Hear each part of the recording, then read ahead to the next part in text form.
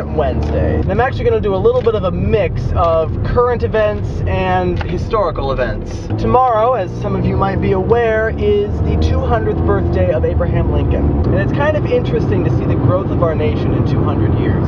200 years ago, slavery was the norm. 150 years ago, we were right on the brink of a civil war that would later become about slavery. 100 years ago, the NAACP was founded. 50 years ago, civil rights was becoming a huge issue once again in this country. And today, we have a black president. Now, someone said at some point, I'm not sure who it was, but someone said in response to probably all the comparisons between Barack Obama and Abraham Lincoln, someone said that if Abraham Lincoln were alive today, he would be appalled at the election of a black president. Now, I understand what they're trying to say. Abraham Lincoln was very much a man of his time. He existed at a time where black people were considered less than white people.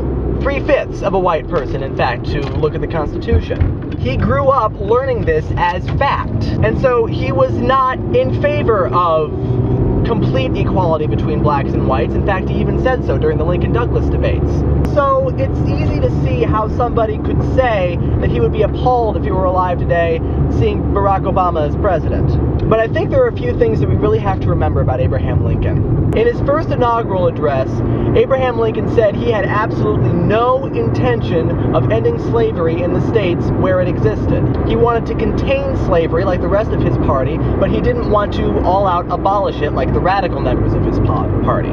It became clear after a couple of years of the Civil War, however, that if the North was really going to score a victory against the South, they would have to end slavery. If for no other reason, then that would destroy the South's economy. And so after they won a victory against the South in the Battle of Antietam, he put out the Emancipation Proclamation, which was still limited to those states that were still fighting the Union. So any slave states that were not fighting the Union could continue to practice slavery. And so Abraham Lincoln, now that the Civil War was really about slavery, Abraham Lincoln allowed himself to take on the role that history has put upon him as the great emancipator.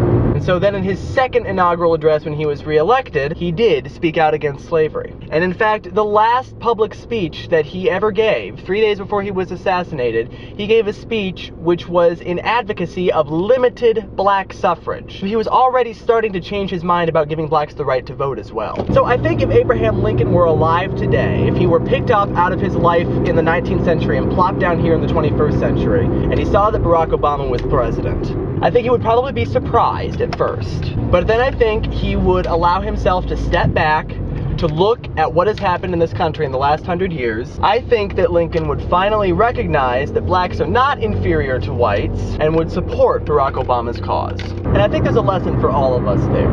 Abraham Lincoln is considered by liberals, conservatives, Democrats, Republicans, all political persuasions alike to be one of the greatest presidents this country has ever seen. And he is considered great largely because of his role in the Civil War, a role that he took on after changing his mind, or as some political naysayers would say it today, flip-flopping. And so, happy 200th birthday, Abraham Lincoln, and happy Black History Month, everybody. I'll see you next time.